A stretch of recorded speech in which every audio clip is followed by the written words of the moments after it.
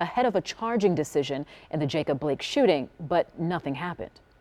Our courthouse is more guarded and our dinosaur museum is more guarded than what the Capitol was yesterday.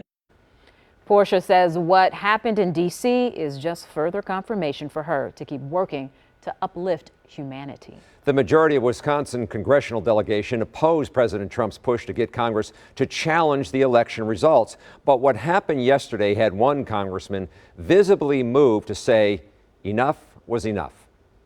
Was an extraordinary post by a member of Congress that has 840,000 views and counting on Twitter. This is banana republic crap that we're watching happen right now. Republican Congressman Mike Gallagher, an Iraq War veteran, forced to shelter in his congressional office, calling out the President of the United States. Call it off. The election is over. Call it off. This is bigger than you. It's bigger than any member of Congress. It is about the United States of America, which is more important than any politician. Call it off. It's over. President Trump did take to Twitter to tell protesters go home. He did not call off Republican objectors to challenge the Electoral College vote. Two Wisconsin congressmen, Republicans Tom Tiffany and newly elected Scott Fitzgerald, did vote to object to results in Arizona and Pennsylvania, but not Wisconsin. Before the vote, Fitzgerald said, quote, "It is my hope that the House will soon resume debate on the electoral ballots in order to uphold our constitutional responsibility." The effort by objectors ultimately failed, and Congress did certify Joe Biden's victory. Gallagher is the first to admit he's disappointed his party did not win the presidency, but he didn't support efforts to overturn the Electoral College vote. He says it's time for everyone to transition to a peaceful transfer of power. Our rights do not depend on the party in power. America can survive. We must emerge from this stronger, and we need to take a step back from the brink here.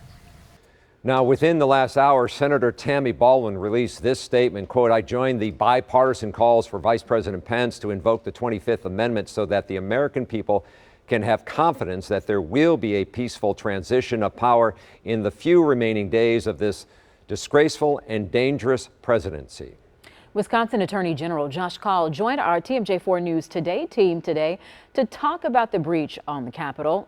Susan Kim, along with Vince Vitrano, asked him about security at the state capitol in Madison and if there was any concern. I have a lot of confidence in the Capitol Police here in Wisconsin, and I'm confident that they are both taking appropriate measures and will look at what happened in D.C. and make sure that they learn from that so that we're more secure than we have been before in Wisconsin. Kaul also released a statement yesterday saying President Trump should be removed from office for what happened at the U.S. Capitol.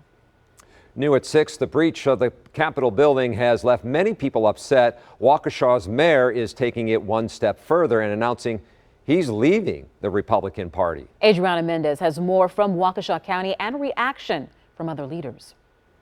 The mayor here in Waukesha announced on Facebook that after rioting at the nation's capital on Wednesday, he could no longer be a member of the Republican Party.